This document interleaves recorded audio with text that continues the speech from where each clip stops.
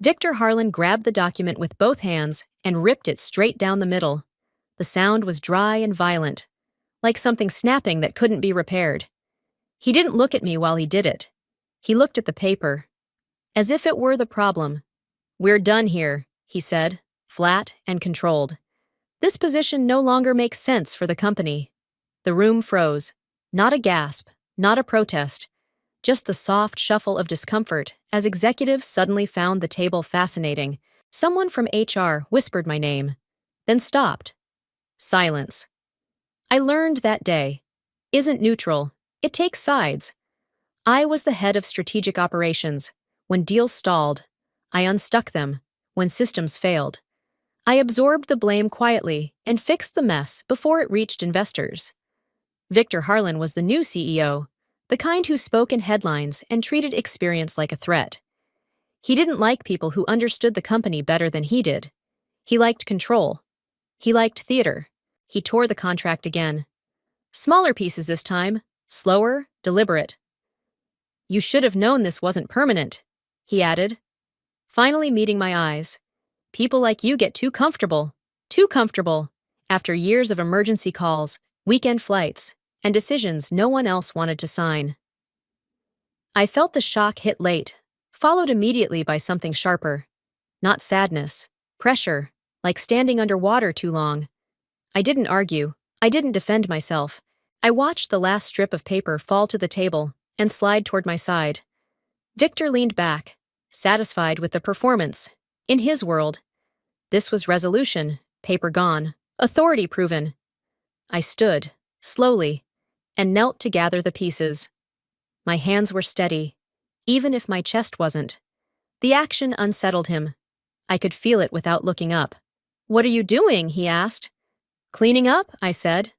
I stacked the fragments carefully. Most were useless now titles. Clauses. Severance language torn beyond recognition. Then I saw it. A clean edge. Blue ink. The curve of a letter I recognized instantly. His signature.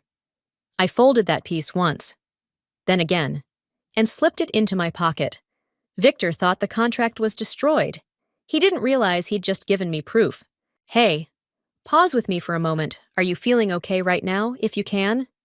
Take a second to set yourself up a comfortable seat. Maybe adjust a cushion or choose a spot where your body feels supported. It makes a bigger difference than we think. Let me know where you're listening from. And if this story is speaking to you, consider subscribing so you don't miss what comes next. Because the moment that followed wasn't loud at all, but it was where everything truly began to turn. Loyalty doesn't disappear when it's ignored. It lingers, sharp and inconvenient, like a receipt no one wants to read. I remembered the nights first, the ones Victor never acknowledged. Midnight calls when a deal stalled overseas. His voice tense, mine steady. I rewrote forecasts, recalculated risk, and stayed until the numbers behaved. When regulators pushed back, I stepped forward and signed off, knowing my name would carry the weight if it failed. Victor slept. I cleaned the mess. Then there were the decisions no one wanted. Projects greenlit on optimism instead of data. Shortcuts that looked bold in presentations and dangerous in reality. Each time, I warned him quietly. Each time, he waved it off. When it went wrong, he looked relieved to have someone else in the room. "Amira will handle it," he'd say, as if calm were a liability he could assign. The unfairness didn't arrive all at once. It crept. The morning after the contract was torn, my access vanished. No explanation, no transition. Systems I built rejected my credentials like I'd never existed. HR sent a polite message about temporary limitations, then stopped responding altogether. By noon, internal emails replaced my name with a generic title. By afternoon, I wasn't copied at all. Victor, meanwhile, stayed consistent. In meetings, he spoke confidently about streamlining. When questions surfaced, he redirected them. When numbers didn't add up, he blamed legacy processes. Legacy, apparently, was another word for me. He had a talent for stepping away just before responsibility landed, and an even better instinct for pointing backward. I packed quietly. Not because I was defeated, but because I was finished explaining myself. Experience teaches you when noise is useless. I didn't look for allies. I didn't argue my value, loyalty. I'd learned. Remembers everything, even when people pretend they don't. Outside. My phone buzzed once. A single message from Eleanor Price. My attorney. No greeting, no questions. Keep everything you have. I read it twice, then once more, for the first time that day. The pressure in my chest shifted. Victor thought erasing me would simplify his story. He didn't understand that loyalty leaves records, and I still had mine. I walked away with my head level, carrying years of quiet proof, knowing memory outlasts authority, and patience turns denial into evidence when the timing is right. Even powerful men forget that systems remember long after names fade. The calm arrived before the relief, and it surprised me. Eleanor Price didn't ask how I was feeling. She didn't offer sympathy or reassurance. She opened a legal pad, clicked her pen once, and looked at me. "When did he tear the contract?" she asked. "And who was in the room?" That was it. No outrage, no drama, just facts. I told her everything in order. Victor's hands, the sound of paper ripping, the board members who looked away, HR sitting perfectly still. Eleanor nodded, writing steadily, as if I were describing a routine traffic violation instead of a professional erasure. "When a signed agreement is destroyed in front of witnesses," she said, calm as weather, "it doesn't disappear, it changes shape." She slid a folder across the table. Inside was a scanned copy of my contract, time-stamped, cataloged, and filed weeks earlier under standard legal retention. "This is the controlling copy." What he did was Hui Huai Chung Q destruction of evidence. I felt something loosen in my chest. Not excitement, clarity. She explained it simply. Contracts don't rely on paper alone. They rely on intent, execution, and record. By tearing it himself. Victor hadn't ended the agreement. He had confirmed it existed and demonstrated hostility toward it. Courts notice behavior like that. So do boards. I asked what came next. Eleanor didn't answer right away. She closed the folder, folded her hands, and looked at me carefully. "Right now. We don't rush," she said. "We let him think he won." Her voice wasn't kind or cruel. It was precise. For the first time since the meeting, I understood something important. I hadn't lost control in that room. I'd simply stepped out of the noise. Victor needed confrontation to feel powerful. I didn't give it to him. Eleanor continued outlining options, notices, preservation requests, quiet documentation. Each step deliberate, each one reversible. Strategy, not reaction. I stood to leave, feeling steadier than I had all day. At the door, Eleanor added one last thought. Almost casually. "If he fights this," she said, "everything accelerates." I paused. Why I asked? She smiled. Just slightly. Because resistance creates records, and records favor people who stay calm. Outside, the city moved as if nothing had happened. But something had shifted. I wasn't waiting to be saved. I was watching the timeline compress, understanding that patience wasn't passive, it was leverage. Victor believed panic-ended stories. Eleanor knew better. So did I now. That knowledge settled quietly, like a weight placed exactly where balance lives. And for the first time since being fired, hope didn't feel loud or fragile, just controlled, patient, and already moving forward under the surface of everything Victor misunderstood. "If you leave here, you will miss the most important thing." The letter went out on plain stationery, which was the point. No threats, no demands, just facts.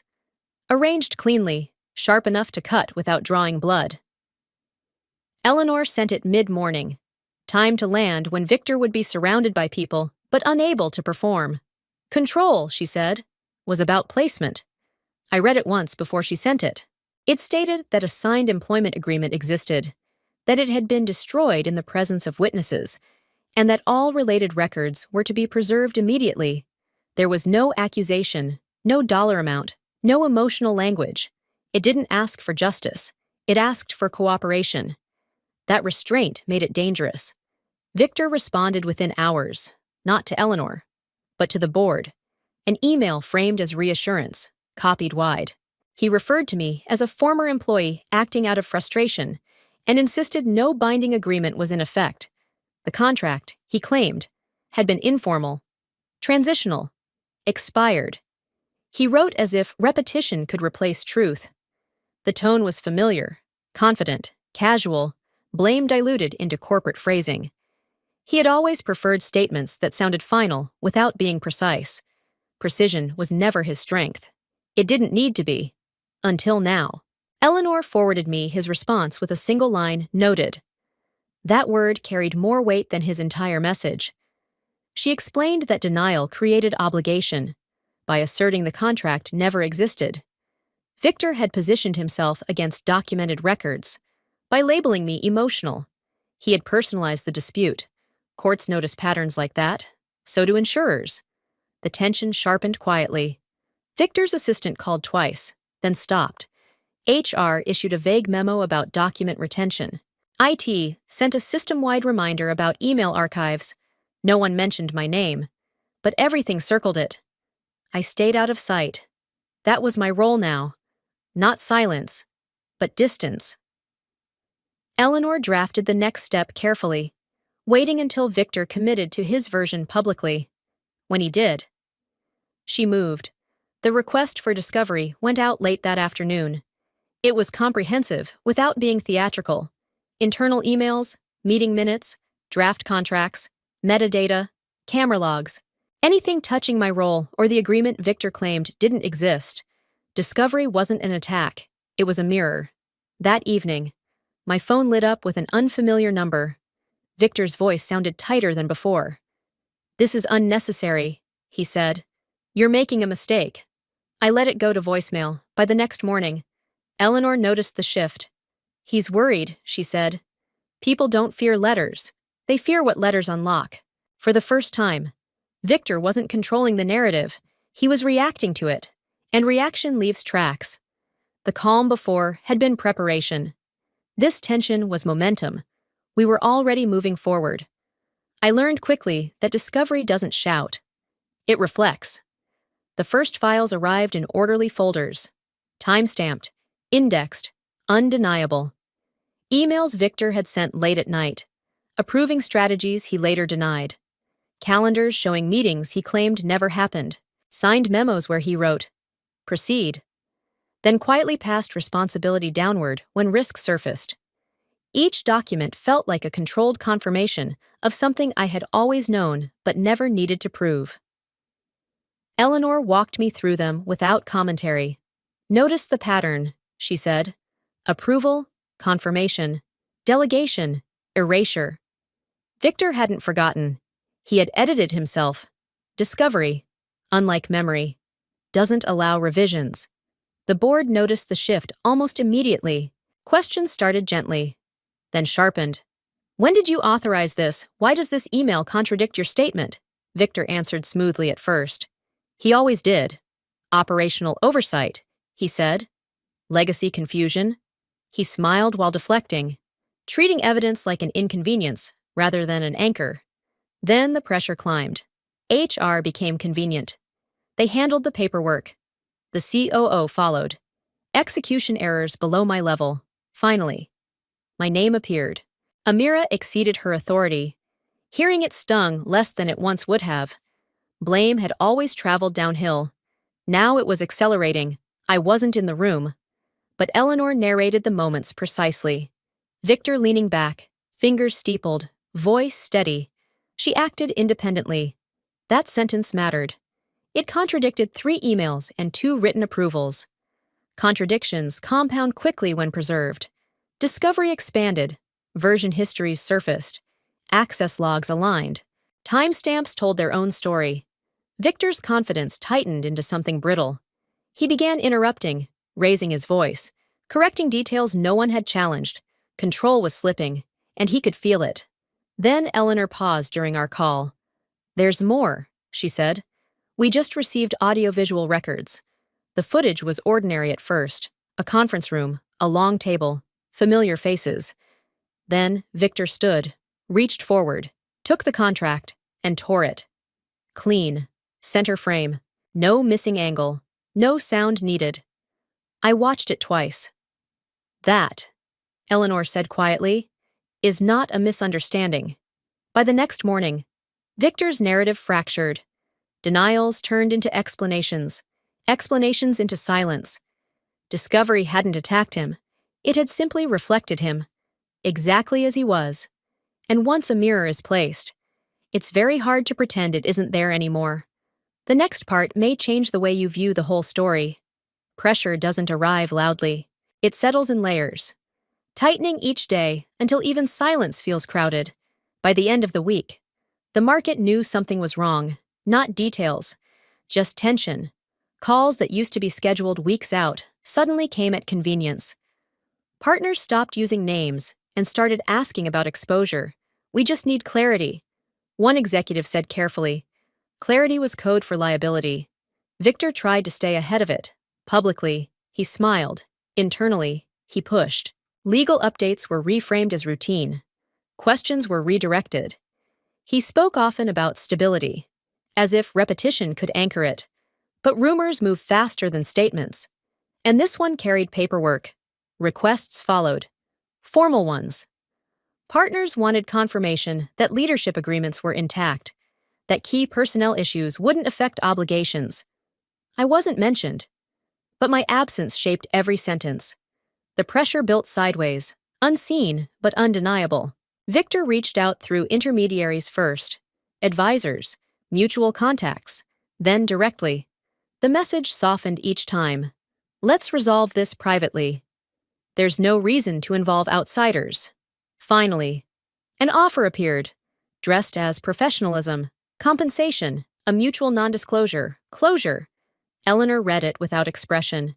He wants quiet, she said. That's different from resolution. The atmosphere around him tightened. Board members stopped backing his phrasing. HR delayed responses. Meetings ended early. He began sending emails late at night, correcting minor points no one raised. Overcorrection is a tell. So is speed. Partners escalated. One paused a renewal pending clarification. Another requested representations in writing. Victor responded with reassurances that grew thinner each time. The confidence was still there, but it was forced now, brittle around the edges. He called me once more. This doesn't have to get ugly, he said. We can end it clean. I didn't answer. Eleanor drafted her response the next morning. It was brief, polite, firm. She declined the confidential settlement and reaffirmed our request for full transparency. We don't need silence, she told me. We need record. When Victor received it, the shift was immediate. His tone changed. The room around him grew smaller. Pressure stopped being theoretical and became personal. The quiet he tried to buy had turned public, and it pressed in from every direction. What he never understood was simple. Quiet isn't safety when evidence exists. It's just a pause before sound returns, louder and less forgiving. By refusing the deal, Eleanor hadn't escalated the conflict. She had removed its escape hatch, and with nowhere left to redirect the weight, Victor began to feel it fully, steadily. As the structure he relied on started to give way beneath him, the clause surfaced quietly, the way decisive things often do. Eleanor didn't announce it. She slid a highlighted page across the table and waited. I read slowly. Once, then again, feeling the pressure climb. It wasn't dramatic language. It was precise. The agreement didn't just bind the company. It bound the executive who terminated it without cause. Personally, Victor had signed that section himself.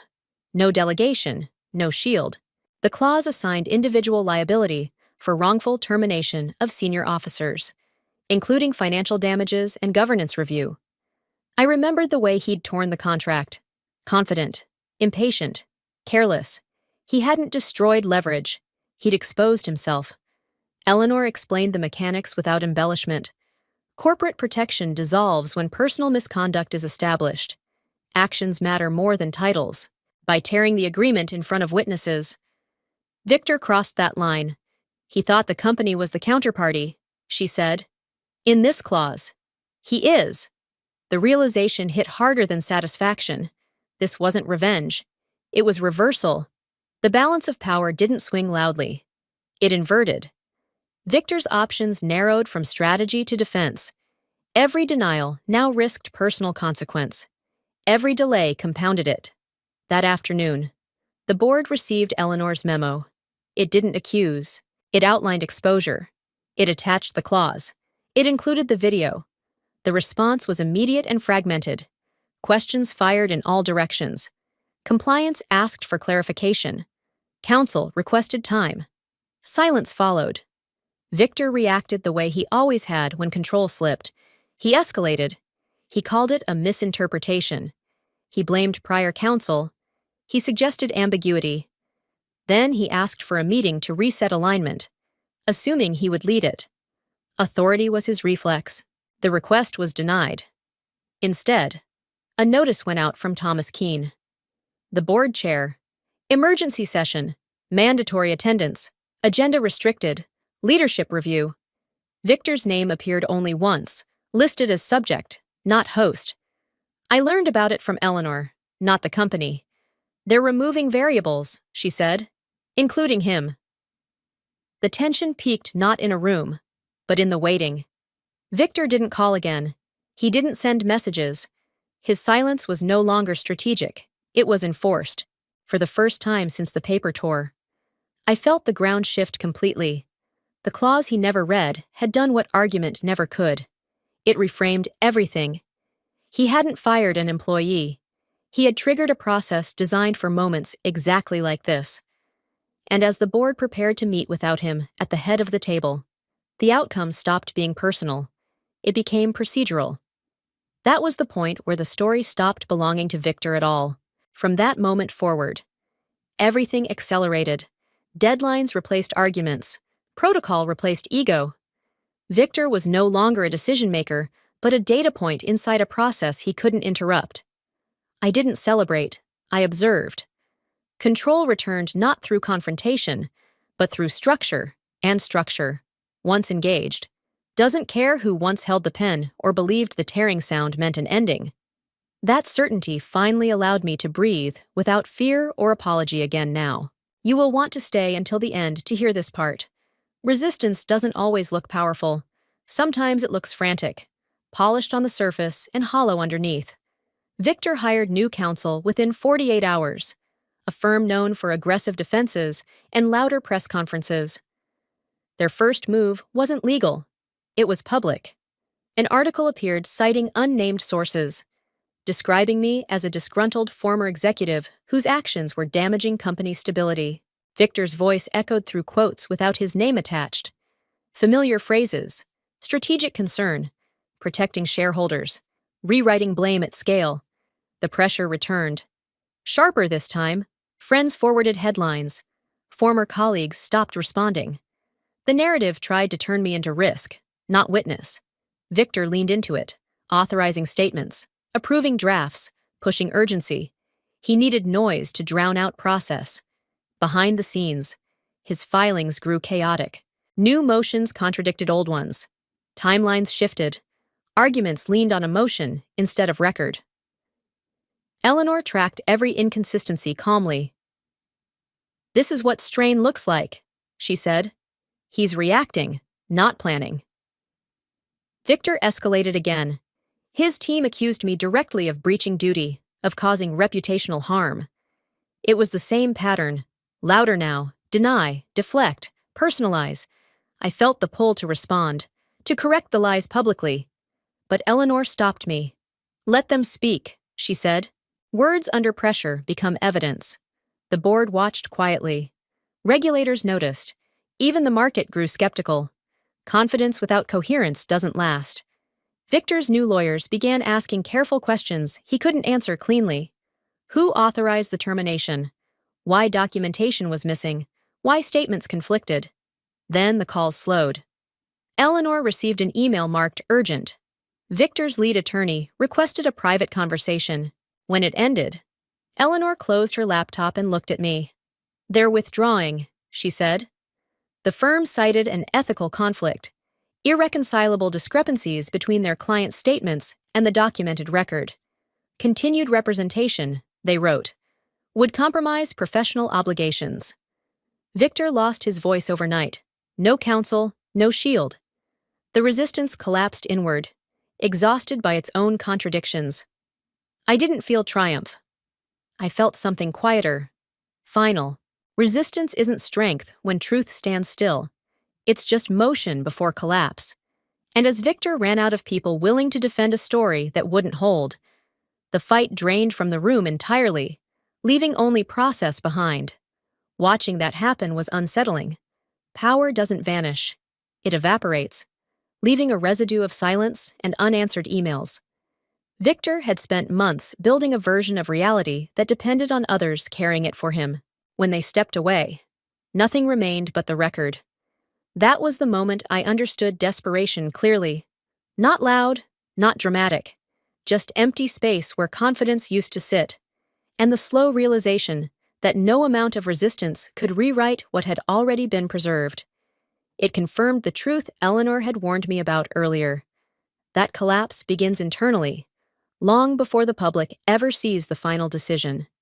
And Victor finally understood he was alone with the evidence. The decision arrived without ceremony, which somehow made it heavier. A short notice from the board, circulated internally, confirmed what weeks of pressure had been building toward Victor Harlan's contract, was terminated effective immediately.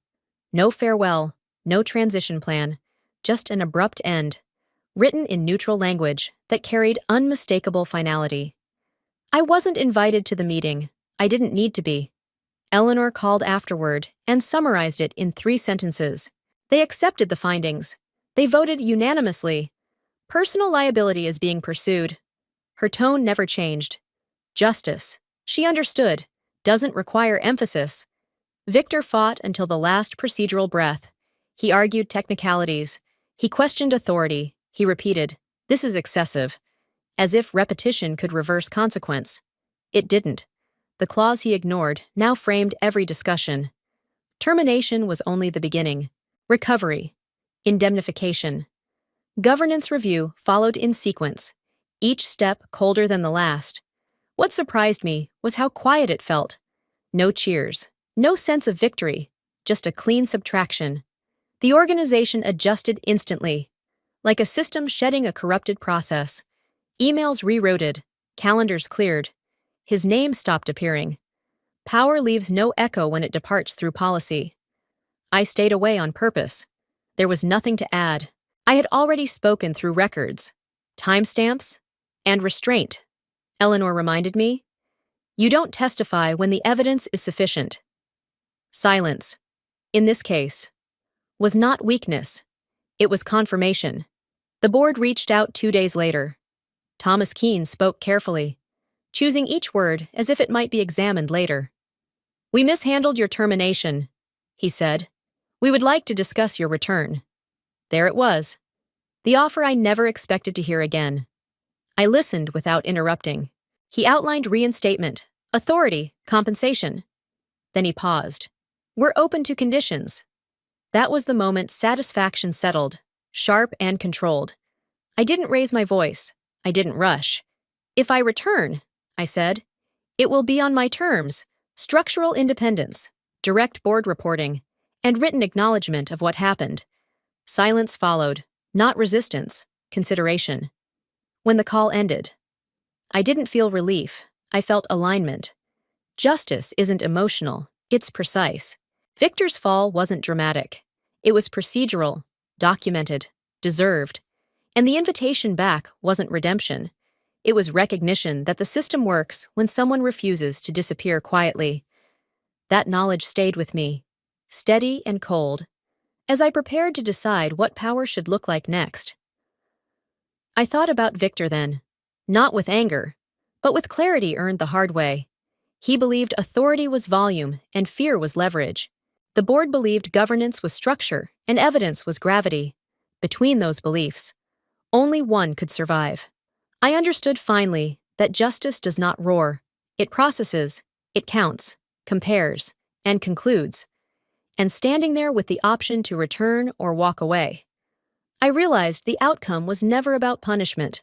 It was about balance restored, lessons recorded, and a system reminded that experience, when documented and defended, does not vanish simply because someone powerful decides to tear paper. It also reminded me that patience outlasts ego, and accountability arrives eventually, without needing permission or raised voices. I declined the offer the next morning, not out of pride, but clarity. The board had corrected the error, acknowledged the breach, and restored balance. That mattered. Returning did not. I had learned something essential through the process. Justice does not require proximity to the place where harm occurred. I thanked them for the invitation and explained my decision plainly. "I'm not coming back," I said. "But I appreciate that you made this right." There was no tension on the call, only understanding. They had expected negotiation. What they received was closure. The role I accepted instead was smaller on paper and wider in reality. Independent. Advisory. No hierarchy to manage. No titles to defend. Just work, judgment, and the freedom to walk away when alignment ended. It fit who I had become through restraint, not force.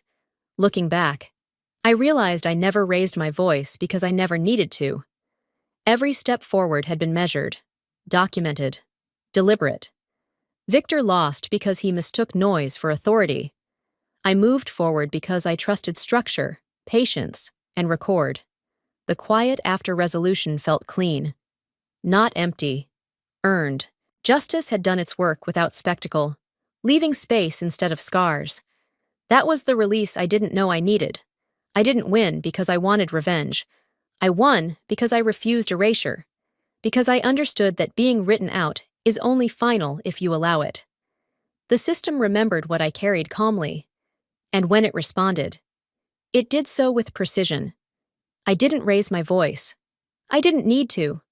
I stood still long enough for the truth to move, and when it did, I walked forward freely, without bitterness, without fear, and without looking back. My work now belongs to me, grounded in fairness, memory, and certainty of justice alone. I didn't learn this lesson from winning. I learned it from standing still when everything told me to react. Real strength, I discovered, isn't loud. It's the choice to stay present inside the moment, to trust that truth doesn't need decoration to survive.